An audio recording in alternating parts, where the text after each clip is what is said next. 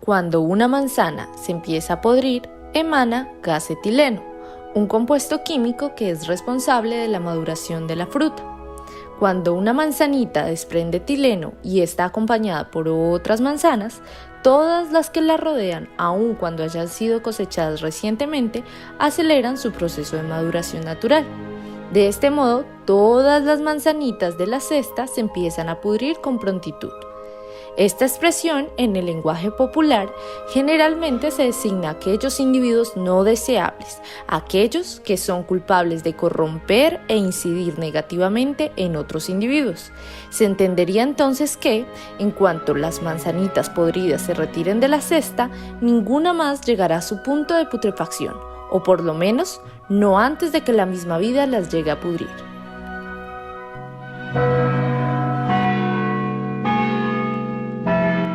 Al salmo respondemos todos. Son solo unas manzanas podridas. El 2 de agosto del 2016, un noticiero nacional reveló fragmentos de videos que mostraban cómo algunos policías capturaron a un individuo. Lo extraño del caso es que, después de esposarlo, no lo llevaron a ningún CAI o estación de policía. Nada más y nada menos se lo entregaron a individuos pertenecientes a los famosos Saiyajines, una banda criminal que dominaba lo que era el antiguo Bronx en el centro de la ciudad de Bogotá. Esos mismos que después de algunas investigaciones se comprobó asesinaban, descuartizaban y desaparecían a todos aquellos que no cumplieran sus designios y se sometieran a su ley. Al salmo respondemos todos. Son solo unas manzanas podridas. Transcurría el 2016 cuando la emisora FM reveló unas grabaciones que ocasionarían que el mismísimo general de la policía, Rodolfo Palomino, renunciara. 2 días después, también renunciaría el director de la policía y, por si fuera poco, esa misma noche el viceministro del Interior, Carlos Ferro. La Procuraduría General de Colombia había anunciado de la existencia de un video que demostraba la existencia de una red de prostitución que involucraría múltiples cabezas de la Policía Nacional y algunos congresistas. Lo ilegal del caso no es que fuera una red homosexual. Lo ilegal radicaba en que, haciendo uso de su poder, de su uniforme y de su rango, algunos miembros de la Policía Nacional habían terminado por consolidar una red de prostitución cuyo origen se remonta hacia el año 2006. Según testimonios de al menos 10 oficiales, los altos cargos de la policía solicitaban identificar cadetes para que tuvieran relaciones íntimas a cambio de favores, regalos, ascensos o sumas de dinero, especialmente en la Escuela General Santander de la ciudad de Bogotá. La historia se complicaría cuando se encontró el cadáver de la cadete Lina Maritza Zapata, supuestamente a causa de un suicidio. Según la madre de la cadete, la muerte de su hija aconteció justamente después de que su hija revelara la forma en que operaba la famosa Comunidad del Anillo. Al salmo respondemos todos. Son solo unas manzanas podridas. Los hechos ocurrieron el 22 de abril del 2019 en la vereda Carrizal del municipio de Convención Norte de Santander. Algunos relatos cuentan que en Carrizal se escucharon como unos 4 tiros y momento antes, un muchacho que iba hacia la vereda Campo Alegre vio a Dimar estacionado en su moto al costado de la carretera y un soldado lo estaba requisando. El muchacho dijo que lo vio con una cara de asustado que estaba hasta pálido. Dimar desaparece esa misma noche y no llega a su casa. Esa misma noche, aproximadamente 30 campesinos de la vereda Convención decidieron caminar monte adentro, cerca a la base Sinaí del Ejército Nacional, para buscar a Dimar. En esa búsqueda se encuentran frente a frente con el cabo segundo del ejército Daniel Eduardo Gómez Robledo, acompañado por un soldado que venía sudoroso y agitado. Los campesinos lo enfrentan y la discusión quedó grabada en el celular de uno de los campesinos. Siguieron caminando y encontraron una fosa recién cavada entre algunos matorrales. Y unos cuantos metros más adelante, buscando a los alrededores, se encontrarían con el cadáver de Dimar semidesnudo y con el cráneo totalmente destruido. El cuerpo presentaba signos de tortura y antes de morir se determinó que Dimar había sido castrado y su miembro lo amarraron sobre su pecho. Dimar era un ex integrante de la guerrilla de las FARC, había durado 5 años en prisión por el delito de rebelión, pero en el marco del acuerdo de paz había conseguido su libertad condicional. Al salmo respondemos todos. Son solo unas manzanas podridas. ¿Los problemas de la fuerza pública serán únicamente unas pocas manzanas podridas? ¿O será que lo podrido son finalmente las instituciones? Devolvámonos. Hoy vamos a hablar sobre un tema bastante interesante y es precisamente sobre las manzanas podridas. Yo sé que todos en algún momento le hemos escuchado esa expresión a diferentes representantes políticos y a los mismísimos presidentes de la República, y lo hemos escuchado al referirse como una excusa a casos de abuso de poder por parte de la fuerza pública. En esta ocasión nos devolvemos con la intención de analizar algunas situaciones en donde se ha justificado y excusado el abuso o el exceso de poder bajo el argumento de, entre comillas, unas cuantas manzanas podridas. Digamos que las acciones cometidas por personas malas, sin escrúpulos, que sin saber cómo o por qué, hacen parte de las instituciones de la fuerza pública y han terminado por manchar su honorable nombre. No toleramos que estas instituciones tengan manzanas podridas. Manzana podrida detectada, manzana podrida excluida. Por abuso y por exceso vamos a entender aquellos escenarios en donde personajes de las instituciones, como la Policía Nacional, como el Ejército, como el SMAT, como cualquier integrante de la fuerza pública, han cruzado los límites establecidos, los procedimientos, los protocolos, y han cometido acciones que son y deben ser entendidas y consideradas como ilegales, como corruptas. La verdad es que cuando planteamos esta temática de manera interna en Devuélvase, nos surgieron varios interrogantes. El primero de ellos, sin duda, fue cuestionarnos si realmente son manzanas podridas o lo que realmente está podrido son las instituciones. A partir de ese cuestionamiento también nos surgió el interrogante de preguntarnos si los casos de abusos cometidos por personajes, por uniformados, son acciones individuales o se convierten en colectivas por el hecho de que son cometidas en el marco de una institución. Nos cuestionamos además cuáles son los problemas estructurales que hoy por hoy le acontecen a la fuerza pública, cómo funciona la justicia en los casos en los que estos escenarios de abuso de poder salen a la luz pública, y por último, pero no menos importante, cuestionarnos el tema de las posibilidades de reformar estas instituciones. Bueno, y para contestar a esos cuestionamientos podemos empezar mencionando que la fuerza pública ha tenido muchos escándalos por prácticas corruptas e ilegales por parte de sus miembros, ya sea porque quieren recibir beneficios económicos o porque están aliados con intereses políticos. O incluso cuando hablamos de uso excesivo de la fuerza, son muchos los casos donde no existe ningún tipo de respeto a los principios de necesidad, proporcionalidad y legalidad por parte de la fuerza pública. ¿Y esto qué quiere decir? Pues que tiene que haber una necesidad para reaccionar ante una acción dirigida a la fuerza pública, y esa reacción tiene que ser proporcional, es decir, que se utilice una fuerza equivalente para reaccionar. Y legalidad pues se refiere a que tiene que estar dentro de la normatividad y protocolos de la fuerza pública. Y cuando hablamos de casos de abuso de poder en la fuerza pública, podemos mencionar un montón de casos como conformación de bandas de asaltantes, de sicariato, de extorsión, de narcotráfico y hasta de asesinato. Ante estos casos, en reiteradas ocasiones, la respuesta de los presidentes, de los ministros, de los generales, de los comandantes y pues el resto de esta gente que tiene altos mandos es que son casos aislados que no representan a la institución y los denominan manzanas podridas, es decir, que son unos pocos con conductas desviadas que manchan de cierta manera el nombre de la gloriosa fuerza pública y que al ser sacados de la institución, como la manzana podrida de la canasta, inmediatamente la institución, por arte de magia, se libra de todos sus males y pecados. La tranquilidad que pueden tener ellos y todos los colombianos es que si hay miembros de la fuerza pública que están teniendo conductas contrarias a la Constitución y la ley, nosotros mismos vamos a sancionarlos. Y uno va a ver, y no es uno, ni son 10, sino son miles de casos de abuso de poder por parte de la fuerza pública, como bien lo sabemos, la Comunidad del Anillo, los policías en alianza con los Saiyajines, los miles de casos de uso excesivo de la fuerza por parte del SMAT y de la policía. Aquí surge nuestro primer interrogante y es, ¿realmente las acciones de abuso que cometen los integrantes de la fuerza pública son independientes a la institución? Es decir, Estas acciones de abuso de poder, de corrupción, de ilegalidad por parte de los uniformados de la fuerza pública son acciones que no tienen nada que ver con la institución, realmente deben ser tratados como casos aislados.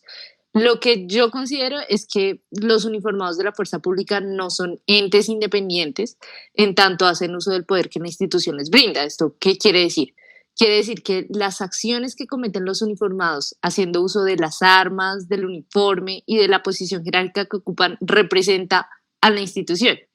Ahora, y retomando lo que Lore ya dijo muy bien, y es que básicamente se cree que con sacar la manzana podrida supuestamente se alivia el mal.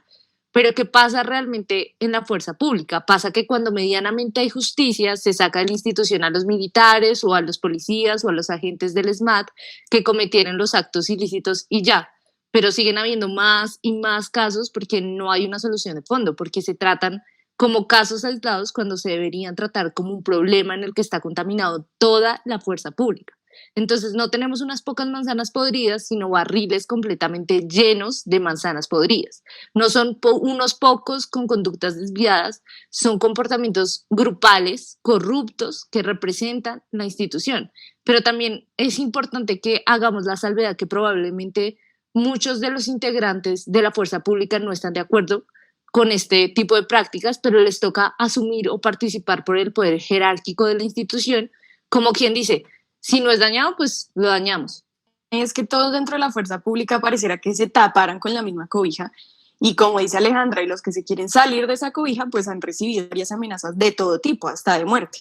Y un ejemplo de esto es el general William René Salamanca, que es el inspector de la policía, quien inició una investigación contra el director de la institución, Óscar Ateortúa, por corrupción, que aseguró que le estaban haciendo seguimientos, que incluso habían abordado a la persona de servicios generales de su casa para pedir detalles de sus movimientos. Y esto no es un caso aislado, también están los que se atrevieron a destapar los falsos positivos, como fue el sargento Carlos Eduardo Mora, el cual denunció que funcionarios del ejército intentaron ingresarlo en una clínica psiquiátrica contra su voluntad para desacreditarlo. Y que fue asignado además a un rol en el que le pedían 15 horas de trabajo diarias y también ha sido intimidado y hostigado.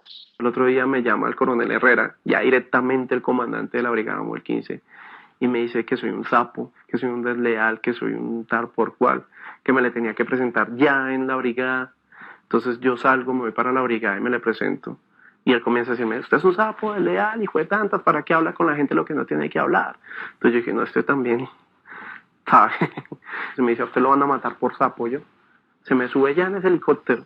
También está el que denunció las chuzadas ilegales al interior del ejército. A comienzos del 2020, el teniente coronel Árvalo Amortegui publicó un video en redes sociales en el que denunció que la inteligencia al interior de las Fuerzas Armadas estaba siendo utilizada por algunos generales como, y lo cito textualmente, una herramienta sistemática para intimidar a los oficiales que no nos alineábamos a sus políticas.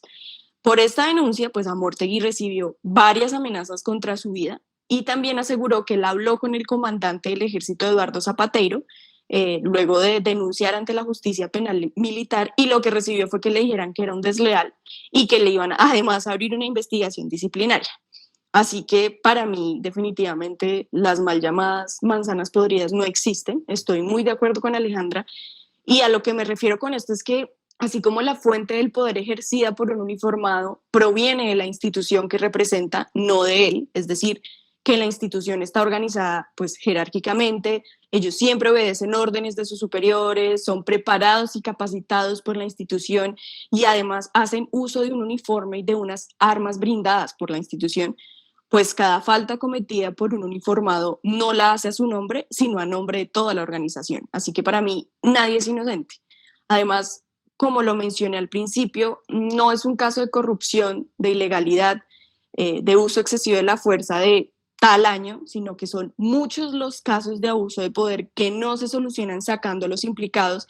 Y es que no solo están los culpables directos, ¿no? Sino que también están los cómplices y los cómplices que han querido denunciar, y como a estos últimos prácticamente toda la institución se le va encima porque pues hay todo un respaldo e impunidad en busca de proteger el buen nombre y pues otras muchas intenciones, sin importar en absoluto las acciones tan denigrantes cometidas por los uniformados.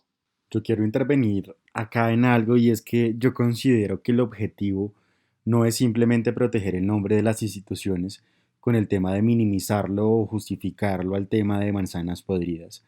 Yo diría que además también es un objetivo seguir blindando todos los intereses de todos aquellos actores que históricamente han sido aliados de la fuerza pública.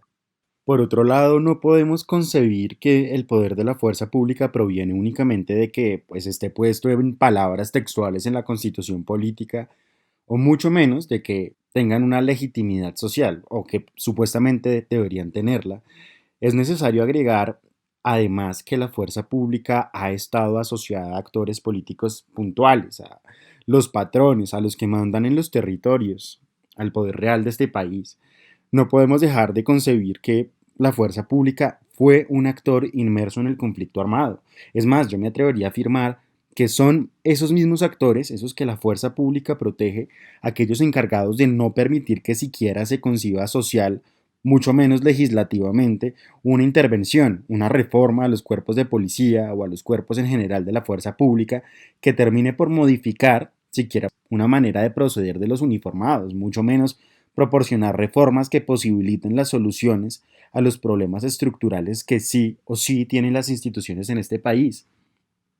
Y acá quiero hacer como un alto y es mencionar que los problemas que denominaremos estructurales son estructurales porque, por un lado, han sido reiterativos con el pasar del tiempo, a tal punto de que se convierten en comunes, y por otro lado están asociados a la naturaleza y al origen de los cuerpos de la fuerza pública. A lo que voy con lo anterior es que hay muchas problemáticas que son consideradas estructurales que derivan hasta de la misma norma o el accionar histórico de los cuerpos de la fuerza pública. La verdad hay que mencionar que para nada podemos afirmar que el accionar de la policía, por ejemplo, está totalmente condicionada a las órdenes de los alcaldes o las órdenes del Ministerio de Defensa. No podemos afirmar que los policías son unos pobres huérfanos que son sumisos y obedientes ante las pautas establecidas desde arriba. La policía, y para nadie es un secreto, en muchos escenarios actúa como bien les da la gana, porque pareciera que acá darle un bolillo y un chaleco o darle un arma de dotación y una solapa a un uniformado pues los convirtiera en los patrones de los territorios. Y esto definitivamente es un problema estructural. Hablemos entonces de varios, llamémosle categorías de problemas estructurales. Los primeros problemas estructurales a los que vamos a referirnos en esta entrega de Devuélvase son aquellos que están asociados con el origen, con la naturaleza y en la manera en cómo fueron constituidos normativamente los cuerpos de la fuerza pública. Después queremos aludir un poco y hablar de las problemáticas que están asociadas al control. Pero, ¿cómo es eso del control? Realmente nos es importante cuestionarnos acerca de cómo la ausencia y la debilidad de mecanismos más bien de control, además control social y mucho menos un control externo a los mismos cuerpos de policía o de la fuerza pública en general, terminan facilitando que los uniformados tengan pocos riesgos de exposición o de someterlos ante la justicia en los escenarios en los que sus acciones son abusivas o acciones ilegales. Y el hecho de que existan pocos riesgos al interior de las instituciones, el hecho de que existan dinámicas de protección entre individuos, es más, no lo llamaría como protección, sino como complicidad, causa que muy pocos de estos escenarios en los que las manzanas podridas, entre comillas, actúan por fuera de los protocolos o cometen acciones ilegales, en realidad pocos llegan al reconocimiento público y mucho menos a la justicia. Y por último, y hablando de justicia, esa sería la última categoría de problemas estructurales que proponemos el día de hoy. Entonces aquí hay que debatir sobre un hecho, y es que los cuerpos de la fuerza pública tienen una justicia independiente, es decir, la justicia penal militar, y que esa justicia, en ejercicio, al ser autogestionada, realmente e históricamente además, ha terminado por dejar en impunidad o propiciar la protección a los uniformados, aun siendo denominados socialmente como manzanas podridas, es decir, aun cuando en el debate público ya se comprobó o ya se expuso que cometieron un hecho ilegal. Pero bueno, empecemos por el inicio. Hablemos de las que están asociadas al origen, a la naturaleza y a la norma. Y siguiendo con esto de las categorías, pues me gustaría hablar de una de las problemáticas que personalmente considero muy importante, que es el caso de la Policía Nacional. La Policía Nacional históricamente ha hecho parte y ha sido, digamos que, subordinada por el Ministerio de Defensa y no por el de justicia o el del interior, como pasa en muchos países de la región. Entonces, pues nos preguntamos, ¿qué impacto tiene eso? Pues diría yo que tiene muchos. El hecho de que la Policía Nacional haga parte del Ministerio de Defensa ha causado que históricamente este cuerpo de la fuerza pública, es decir, la Policía Nacional, tenga que estar sumamente relacionada con las políticas de seguridad y defensa, y claramente eso es una problemática porque pues, en un país que tiene una historia de más de 50 años de conflicto armado y en un país donde la estrategia predominante para atacar pues, los grupos armados paralelos al Estado ha sido el combate a punta de bala, la Policía Nacional se ha convertido en un actor que pierde en gran medida, diría yo que casi por completo, su carácter civil y se convierte en uno más de tinte guerrerista. Ahora bien, hablemos de que el presidente de la República es quien pone pues ministro de Defensa. ¿Y por qué traigo esto al debate? Pues nada más y nada menos porque como esta decisión está en cabeza del presidente y al ser esta cartera ministerial una de las más importantes, con mayor presupuesto y con mayor visibilidad, es un puesto supremamente político. Entonces, lo anterior causa, y pues ha causado históricamente, que el ministerio esté bajo el mando de políticos que poco o nada conocen sobre los temas de defensa y seguridad, sino más bien que son los muchachos y pues muchachas favoritos del presidente que están puestos ahí, sin pena ni gloria. Y por último, pero pues no menos importante, hay que hablar sobre los choques de trenes que existen y han existido en nuestra historia. Pero pues bueno, ¿qué es esa vaina de choque de trenes? Y lo aterrizo a un ejemplo real. La Policía Nacional está bajo el poderío pues, del Ministerio de Defensa, como ya lo dijimos, y a su vez ese ministerio tiene una cabeza y un mandato claro, por supuesto. Pero, por el otro lado, la normatividad enuncia que son los alcaldes locales las máximas autoridades y los jefes de la policía en los territorios. En palabras pues coloquiales, los alcaldes tienen esa responsabilidad y la policía la orden pues de cumplirla, de seguir como esas instrucciones. Y en un contexto como el actual, en el cual el gobierno nacional y el partido de gobierno, digamos que no es muy amigo de varias alcaldías, empieza a acontecer que existen múltiples órdenes, múltiples visiones de cómo afrontar los posibles escenarios de crisis. Existe una competencia por el poder y por el actuar de la Policía Nacional. Y para la muestra un botón, ¿qué estaba pasando con Claudia López, quien dio la orden de la limitación y el uso de armas determinadas después del asesinato de un ciudadano por unos uniformados en un CAI de Bogotá? Como autoridad civil y policial de la ciudad de Bogotá, le exijo que no use armas de fuego en la ciudad de Bogotá, en protestas sociales. Pues básicamente se le pasaron por la galleta y ante la manifestación de la ciudadanía por ese hecho, su respuesta fue echar a todo el mundo a bala, a punta de bala. Pero pues claro, como son solo unas manzanas podrías nomás. Y pues con los asesinatos de anoche ya quedó absolutamente claro que digamos que hay un problema en el mando grave. La alcaldesa salió a decir ayer que ella había ordenado desde hace tiempo que la policía no hiciera uso de la fuerza letal en el control de las protestas y sin embargo ayer y hoy han estado utilizando fuerza letal y le han estado disparando a la gente. Ahora, sumándole al hecho de los posibles escenarios de choque de trenes en el interior del Ministerio de Defensa, la Policía Nacional tiene autonomía suficiente para que su director general pueda expedir resoluciones, manuales, reglamentos y otros actos administrativos supuestamente necesarios para administrar la Policía Nacional en el territorio. Entonces, en síntesis, ordena todo el mundo. Tú me haces cuestionarme algo ahí, Lore, y es que por lo general uno piensa que los problemas estructurales tienen que ver con los requisitos de ingreso o casi siempre se reduce el tema a eso. Sin embargo, pues en mi opinión el problema no es el proceso de admisión ni los requisitos que se piden, porque si nos ponemos a ver los requisitos, por ejemplo, para ingresar a la Policía Nacional, pues son más que suficientes, por lo menos yo no le agregaría nada más. Pero tal vez el problema puede residir en cómo se aplican esos procesos, como, no sé, por ejemplo, las pruebas psicológicas, pero aún así el problema estructural no reside en esos procesos y en esos requisitos. Y el problema sería entonces como la formación dentro de la institución y la cantidad de vacíos que se tiene. Y también lo que tú decías de que el mal accionar de los uniformados se hereda, por ejemplo, en temas de corrupción, pues al ver que mis compañeros se benefician por cometer acciones ilegales, pues yo también voy a querer beneficiarme. Ahora, un tema que es el hecho de que los uniformados se pensionan a los 20 años de servicio. Eso, entre otras cosas, también ha generado que los uniformados más especializados o con mayor experiencia pues se retiren y puedan existir debilidades en los procesos de formación y de continuidad.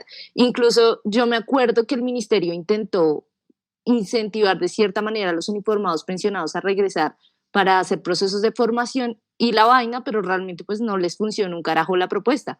Eso sin duda había que entrar a revisar como un problema de origen y de naturaleza.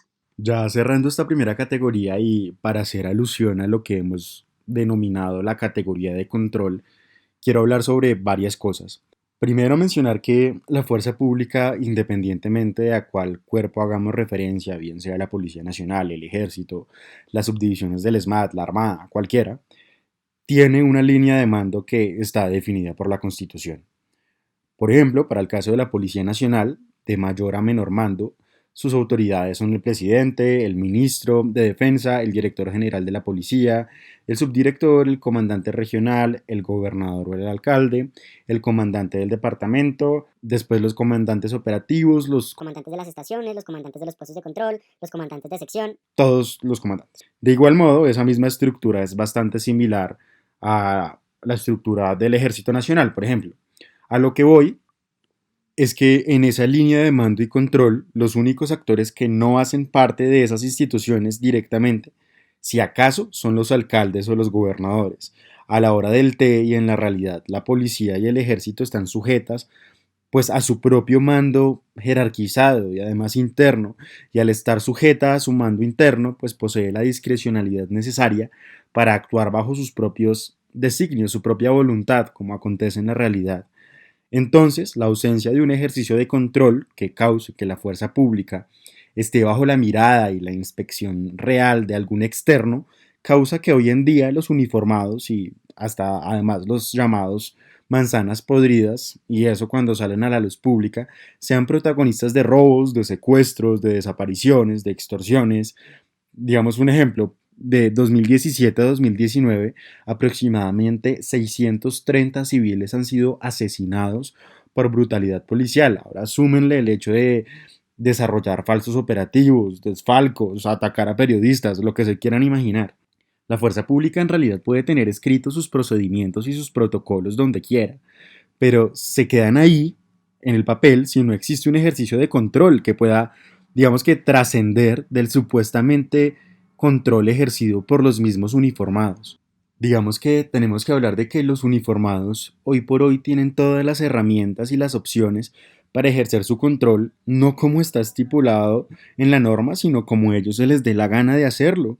Realmente cuentan con un montón de incentivos perversos que, aunque no están escritos en ningún lado, existen en el ambiente y en la realidad. Y es que es apenas lógico, si quien me vigila a mí es uno idéntico a mí, o en el peor caso uno igual a mí, pero de mayor rango, pues estamos jodidos. Lamentablemente, y claramente diría yo, no existen registros que den cuenta de cuántos escenarios de abuso de poder o escenarios de exceso de la fuerza, que en realidad pues se convierten en escenarios ilegales y en escenarios corruptos, pues se quedan ahí en el desconocimiento. Sin embargo, son miles. Además, esas problemáticas que están asociadas al control, lamentablemente se distinguen de las próximas que vamos a hablar, porque acá las problemáticas, acá los escenarios, se quedan en el desconocimiento, ni siquiera llegan a acercarse a un posible escenario de sometimiento a la justicia. Es precisamente por eso que hay que entrar a hablar de la categoría de justicia y cómo la falta de la misma en realidad genera impunidad y claramente que las prácticas ilegales y exceso de poder se sigan generando en la fuerza pública. Aquí me gustaría explicar cómo funciona la justicia para la fuerza pública. Para los que no conocen mucho sobre el tema, existe la justicia penal militar, que es la justicia pues, que se encarga de la investigación y el juzgamiento de los delitos cometidos en actos relacionados con el servicio por miembros uniformados de la fuerza pública, o sea, las fuerzas militares y la Policía Nacional. Entonces, todos los uniformados de la fuerza pública tienen derecho al fuero militar, es decir, que la justicia penal militar reclama la competencia sobre la investigación, sobre el juzgamiento de los delitos cometidos por los uniformados en servicio activo. ¿Qué quiere decir esto? Pues básicamente que cuando la conducta del uniformado está relacionada con su función policial o militar. Pero ¿por qué es problemática esta justicia? Como lo mencioné hace un momento, esta justicia ha sido una fuente de impunidad de graves violaciones a los derechos humanos. Y con esto no quiero glorificar la justicia ordinaria como si funcionara pues con rapidez o fuera el modelo de justicia. Simplemente desde hace varios años el gobierno pretende ampliar la cobertura de la justicia penal militar y utilizarla para proteger a los militares y a los policías involucrados en causas penales ante la justicia ordinaria. Al mismísimo Ministerio de Defensa le ha tocado retirar, obviamente por presión de organizaciones sociales, proyectos de ley donde buscaban ampliar la competencia de las cortes militares, el colmo. Y pues para hablarlo más clarito, sin tanta tecnicidad y más bien con ejemplos, habría que decir que muchos de los casos de uso desproporcionado de la fuerza y violación de derechos humanos y de asesinatos por parte del ejército, de la policía y del SMAT terminan por ser llevados y estancados, además, en la justicia penal militar, cuando, según la Corte Penal Internacional, los casos de violación a los derechos humanos por parte de las fuerzas de seguridad de un Estado deben ser llevados a la justicia penal ordinaria. Y además, seamos lógicos, si usted pertenece al ejército y lo va a juzgar el mismo ejército, no se verían de cierto modo afectada la independencia y la imparcialidad. O si hablamos del gran arraigo jerárquico, difícilmente pues un capitán va a condenar a un coronel. Determinar que las conductas criminales de los uniformados de la fuerza pública queden en manos de la justicia penal militar choca con el principio constitucional del juez natural y las investigaciones independientes. Además que para nadie es secreto que los uniformados implicados en actos de exceso de poder buscan de cualquier manera bloquear todos los mecanismos externos en los cuales las condenas serán mucho más perjudiciales. Basta ver la familia de Dylan Cruz, que fue amenazada de muerte para que dejara de pelear para que el caso lo tomara la justicia ordinaria. Y basta con ver que ni siquiera hay rendición de cuentas real de los casos que se encuentra procesando la justicia penal militar, si es que alguna vez llegan a procesarse. Porque los militares, y ya la experiencia nos lo ha enseñado, que juzgándose ellos mismos los propios crímenes que han cometido, es tanto como un ladrón cuidando el banco. La experiencia negra de Colombia de los crímenes cometidos por el ejército y por la policía y juzgados por ellos mismos es 100% impunidad. No se conoce ni un solo caso en la historia de Colombia que los jueces penales militares hayan condenado a uno de sus miembros por crímenes como asesinatos, desapariciones, torturas o desplazamiento. Por lo tanto, la justicia penal militar para las víctimas en Colombia son una bofetada, son una burla a las víctimas y es una burla a un Estado social de derecho. Y para ejemplificar lo que está diciendo Alejandra y basados en un artículo que sacó La Silla Vacía, de 7.491 denuncias que han llegado a la Fiscalía en Bogotá en 5 años, ni una sola ha llegado a etapa de imputación, es decir, que ni siquiera se ha vinculado formalmente a los uniformados implicados en las denuncias. Y eso que esas denuncias son de las personas que se atreven a denunciar formalmente y a soportar esos procesos tediosos y también que no han sido amenazadas de muerte para que no denuncien. Y además de eso, también les quería decir que el 69% de esos procesos ni siquiera están ya activos. Y eso puede ser porque o fueron enviados a la justicia penal militar o porque fueron archivados porque se consideró que no había delito. Y también a la Procuraduría llegan casos de abuso policial. Allí han llegado unos 3.272 denuncias entre el 2016 y el 2020, donde una llegó a un fallo disciplinario en contra. 2 de esas denuncias terminaron en absoluciones y 113 han sido archivados. En pocas palabras, el abuso policial queda en la impunidad. Dentro de las denuncias a estos desagradables sujetos uniformados se les adjudica delitos como homicidio, amenazas contra defensores de derechos humanos, hurto, injuria, abuso sexual y todas las violaciones a los derechos humanos que se puedan imaginar. Y algo más que me gustaría resaltar es que, por supuesto que esta cifra de las denuncias se duplicó con las protestas del 9, el 10 y el 11 de septiembre del año pasado, el 2020, que sucedieron en Bogotá, donde, como ya lo sabemos muchos, los tombos cogieron a bala a las y los manifestantes en la capital del país, delante de los ojos de todo el mundo, sin asco y sin vergüenza, porque ellos saben que ni la institución ni la justicia iba a actuar en contra de ellos. En ese sentido y en lo que llevamos hablando, a mí me quedan claras varias cosas. La primera es que, en definitiva, no existen las manzanas podridas, sino una institución que se niega a aceptar que existen prácticas corruptas, ilegales y de abuso de poder que sí y definitivamente sí representan a la institución. Y quienes cometen estos actos lo hacen o por beneficio económico o por intereses políticos o porque no hay ningún ente que sea eficiente en el control o en el juzgamiento de los actos delictivos, y que la excusa de las manzanas podridas definitivamente ignora todos los problemas estructurales que tiene la fuerza pública, que van desde el origen, la naturaleza, hasta el control y la justicia, que nos queda claro no funciona. Y yo aquí considero muy importante hablar de la sociedad civil porque, en definitiva, y ante todos los casos de corrupción, de abuso de poder, se ha hablado de reformar en distintas ocasiones a la fuerza pública, y son debates que han sido impulsados por la misma sociedad. En unos momentos más que en otros se ha hablado de reformar a la policía, se ha hablado del desmonte del ESMAD, de reformar el ejército, pero en realidad pues nada ha pasado porque constitucionalmente nada se mueve. O pasa que las ideas de reforma en este país se abandonan pues cuando la atención pública se aleja. Yo, la verdad, no niego que han habido proyectos de ley que, por ejemplo, han buscado regular el sistema de ascenso de la fuerza pública o que buscan limitar el uso de la fuerza o que han buscado que la policía tenga el carácter civil y no el militar, pero algo que definitivamente no podemos volver a permitir es que se den reformas que no son capaces de mirar los problemas estructurales de manera integral y que terminan por brindar mayor autonomía, como pasó con la reforma del 2003 a la policía. Y es que ese debate de reformar ha estado en la agenda pública por mucho tiempo y el debate claramente ha tenido que sostener pues el oportunismo político de muchos y muchas al momento de pedir reformas. Pero digamos que estas propuestas políticas en realidad responden a hechos específicos. ¿Y qué quiero decir con esto? Si hay un caso de abuso por parte del ESMAD, se habla de desmontar el ESMAD. A raíz, digamos, de los hechos ocurridos en Bogotá el 9 de septiembre, cuando asesinaron a un ciudadano a manos de agentes de la policía, sumado el hecho de lo que fue el paro nacional del 2019 y pues el actuar de la Policía Nacional, se habla de reformar a la policía. Cuando pasó lo de los militares del ejército que violaron a la niña en Vera, se habló pues de reformar el ejército. Pero cuando se habla de una reforma de la fuerza pública como un todo, sin oportunismo político.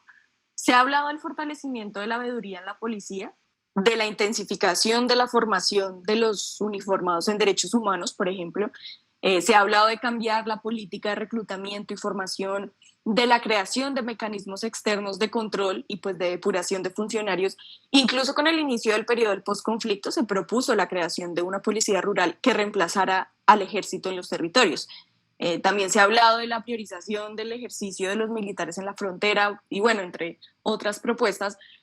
Pero la verdad, yo veo bien jodido una reestructuración de la fuerza pública que atienda las peticiones y necesidades de la sociedad civil y sobre todo que lo hagan de manera integral y más difícil aún sabiendo que estamos bajo un gobierno moldeado por el Centro Democrático que, por ejemplo, pone personajes como Botero o Holmes de ministro de Defensa. Por mi parte, yo diría que históricamente la respuesta del gobierno, cuando existe ese debate en la mesa, el debate de la reforma, en el mejor de los casos, se los juro poniéndole mucha fe, es dar algunas recomendaciones, pero pues no reformar nada. Lamentablemente una reforma estructural es muy difícil de plantear porque al ser estructural debe intervenir el Congreso de la República. Esto en cuanto pues serían cambios constitucionales. Entonces ahí tenemos que, en el momento en que se atraviesa lo político, pues nos jodimos. Hoy en el debate sí o sí existe la necesidad de revisar el actual proceso de selección de los miembros de las instituciones, por ejemplo. También está el debate de analizar el proceso de formación de los uniformados, y es que no es simplemente que les den cursitos de unas cuantas horas sobre derechos humanos, sino que la formación en sí misma esté atravesada de principio a fin por ellos. Por ejemplo, además, analizar la existencia de los posibles escenarios de estímulos perversos o dinámicas ilegales que hoy por hoy son parte interna de los cuerpos de la fuerza pública. Realmente cosas por replantear y por concebir son las que hay. La verdad es que el gobierno actual, si bien es de un tinte reformista, es reformista con lo que le conviene. Que la reforma tributaria, que una posible reforma laboral, que la posibilidad y la necesidad de la reforma pensional. Pero vaya uno a decirles que la reforma a la fuerza pública y ahí sí pues no les gusta ni cinco. Yo considero que además de esas limitaciones que hemos mencionado a lo largo de esta entrega de Devuélvase, No hay suficientes liderazgos, o más bien no están consolidados, independientemente si esos liderazgos son civiles o políticos, pero no hay la fuerza necesaria para jalonar lo que sería una reforma a la fuerza pública. Seguramente con el pasar del tiempo y en caso de que siga existiendo en el debate, a raíz de muchos escenarios, presión social, el gobierno dará algunas recomendaciones o decisiones superficiales o tendrá que estar obligado a pedir perdón. Con ocasión de la sentencia de tutela STC 7641 del 22 de septiembre de 2020, el Ministerio de Defensa Nacional se permite reiterar a la opinión pública que el 11 de septiembre de 2020, el ministro de Defensa, en un acto espontáneo, sincero, transparente y respetuoso, ampliamente difundido, señaló que la Policía Nacional pide perdón por cualquier violación a la ley o desconocimiento de los reglamentos en que haya incurrido cualquiera de los miembros de la institución.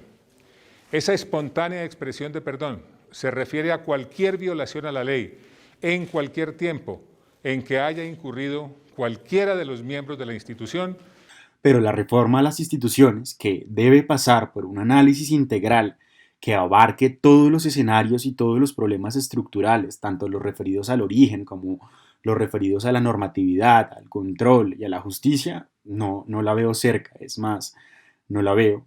No es pesimismo, en este país lo que debe predominar es el reconocimiento de la realidad. Y bueno, esta ha sido la opinión de Devuélvase. Antes de despedirnos, les invitamos a que nos compartan la suya en la publicación de Instagram de esta entrega. Y pues a todos y a todas, de nuevo, muchas gracias por llegar hasta aquí. Les invitamos a seguirnos en nuestras redes sociales, en Instagram como @devuélvase, y pues a seguir reproduciendo nuestro contenido en las plataformas de YouTube y Spotify. Con esta entrega tenemos el gusto de iniciar el año 2021.